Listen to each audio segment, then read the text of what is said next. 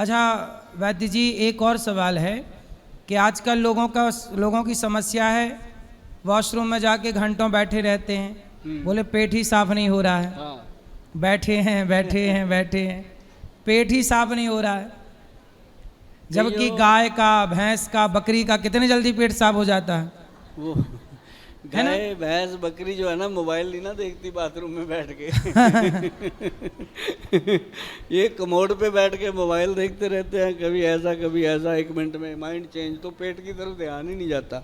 सही अच्छा, है। एक चीज़ मैंने देखी है जी, मैंने बहुत लोगों को बताया था, मुझे फीडबैक मिला इसका।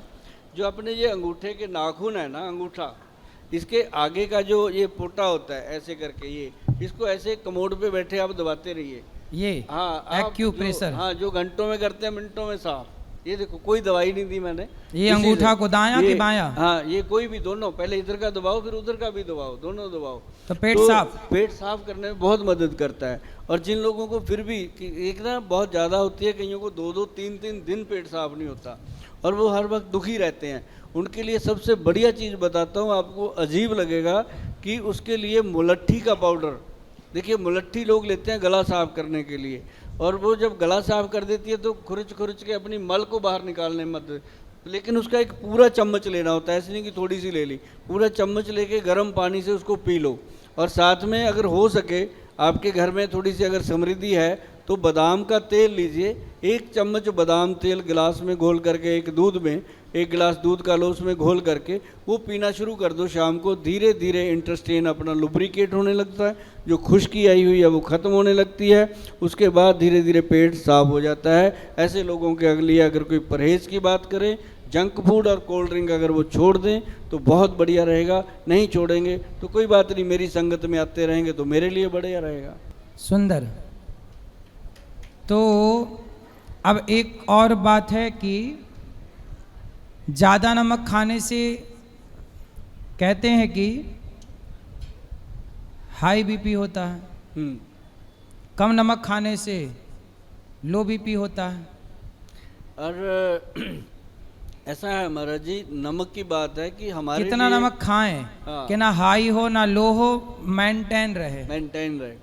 अभी नमक वैसे बहुत कम मात्रा में लेना चाहिए। बहुत लोग क्या है कि दाल सब्जी में नमक, अच्छा, ज़्यादा खाने से हाई होता है बीपी? हाई होता है, सही है। हाँ, और जिनका हाई है हम कहते हैं बंद कर दो, और जिनको स्किन की प्रॉब्लम है उनको भी नमक बंद करना चाहिए, चमड़ी रोग वालों को।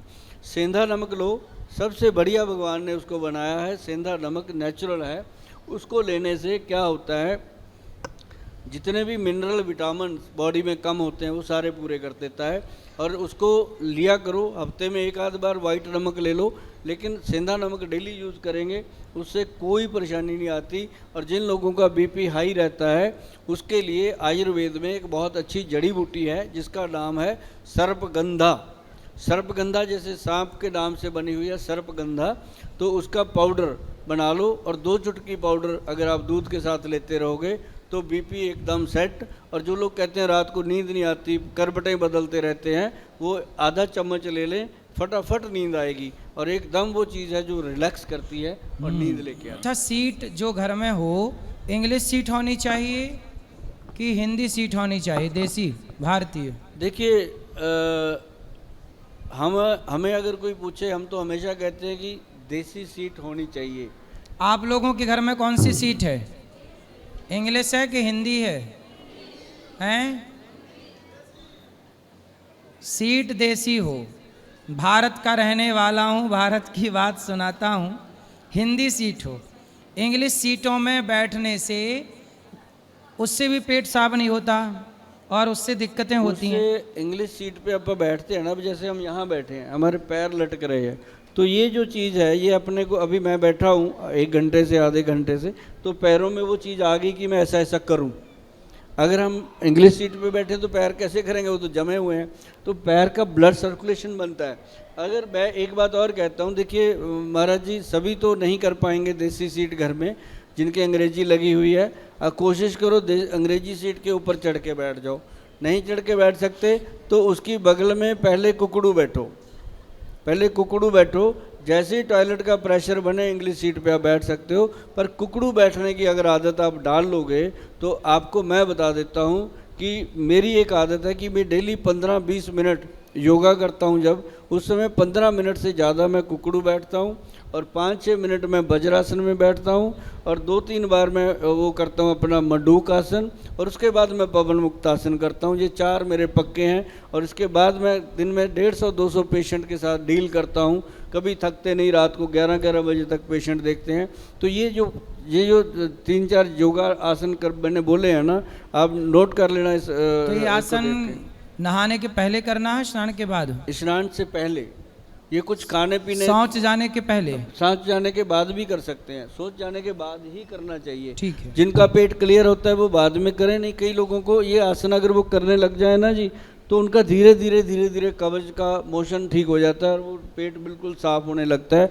10-15 मिनट घड़ी दे के कुकड़ू बैठेंगे और उसके बाद आप वज्रासन में बैठेंगे। उसके बाद आप मंडूक आसन करेंगे। मंडूक आसन जिन लोगों को डायबिटीज़ है, शुगर है, मंडूक आसन करने से उनका शुगर लेवल कंट्रोल होता है और पवन मुक्त आसन करने से घुटनों का दर्द खत्म होता है, ऐसे ऐसे करने से। तो ये सारी आसन हम हमेशा करते हैं। आप लोग करते हैं कि नहीं? योग रोज करना चाहिए। मैं भी रोज योग करता हूँ और ये जिन्होंने वैद्य जी ने जितनी आसन बताई, मैं इतनी आसन रोज करता हूँ। स्नान के बाद सुबह स्नान कर लो और स्नान के बाद हम सूर्य के प्रकाश में विटामिन डी भी मिलता रहता है। अच्छा, पानी खड़े होके पीना चाहिए कि बैठ के? हाँ, पानी का बहुत ज़्यादा भ्रांति है। सबसे पहले तो मैं बताऊंगा पानी घड़े का पीना चाहिए और पानी हमेशा बैठ के पीना चाहिए। पानी घड़े का और बैठ के पीना चाहिए। पानी को बैठ के और सिप करके पीना चाहिए, कभी ऐसे गटक के पानी नहीं पीना चाहिए। और इसका बहुत सारे लोग मेरे को कमेंट कर देते हैं कि गोयल साहब मेरे को तो 10 साल हो गए, मैं ऐसे पानी पीता हूँ, बीच में खांसी करेंगे। मैं फिर खांसता क्यों है, पीता रहे। तो मतलब कई लोग कहते हैं जी मैं तो हमेशा पानी खड़े खड़े पीता हूँ, मैं तो कोल्ड ड्रिंक खड़े खड़े पीता हूँ, मैं तो दारू भी पीता हूँ खड़े खड़े।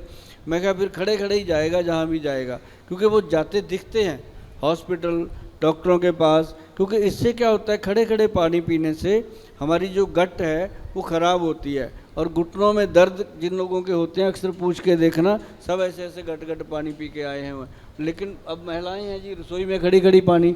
मेरे को कई लोग पूछते हैं सबसे ज़्यादा गोल साहब आपके पास घुटनों के पेशेंट मेल आते हैं कि फीमेल आते हैं? मैं कहा जी फीमेल ज़्यादा आते हैं, क्योंकि वो सारा दिन उनको पता ही नहीं चलता 2 घंटे खड़ी हैं कि 3 घंटे खड़ी हैं, उसके बाद पानी। तो मैया खड़े होके पानी नहीं पीना है। आप लोग पीते हो खड़े होके? खड़े होके पानी नहीं पीना मेरी माँ, अपनी रसोई में बैठ के पानी पीना है।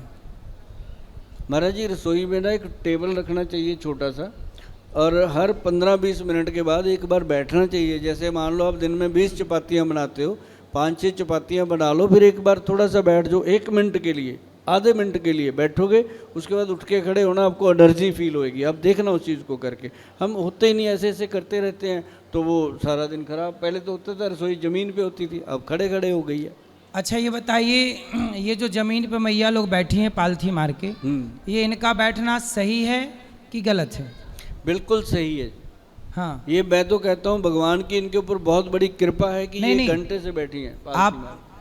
मैं जो कहना चाह रहा हूँ वो ये है कि पहले के ज़माने की जो इनकी सासें थीं, पुराने ज़माने में, वो ज़मीन पे तो बैठती थीं पर हल्का सा एक पटा होता था लकड़ी का, तो वो 4 इंच 3 इंच ज़मीन से ऊंचा होता था, तो उस पर बैठने से ना घुटने चले जाते थे नीचे और पीछे का हिस्सा ऊपर, इससे रीढ़ की हड्डी रहती थी सीधी। अभी देखो ये लोग बैठे हैं ना, तो सब ऐसे बैठे, कुबड़ापन आ जाता है, ऐसे बैठे हैं, तो इनके रीढ़ की हड्डी में दर्द होने की संभावना ज़्यादा है। अच्छा, वो पीछे का हिस्सा जो है वो, यदि आपने देखा पहले गांव में सबके घर पीढ़ा होता था, लकड़ी की चौकी, तो उस पर बैठे जा, अच्छा उस पर बैठेंगे तो पालथी जब मारेंगे तो घुटने नीचे होंगे, जैसे ही घुटने नीचे जाएंगे अपने आप रीढ़ की हड्डी ऊपर जाएगी, इससे आपके कमर में कभी दर्द नहीं होगा।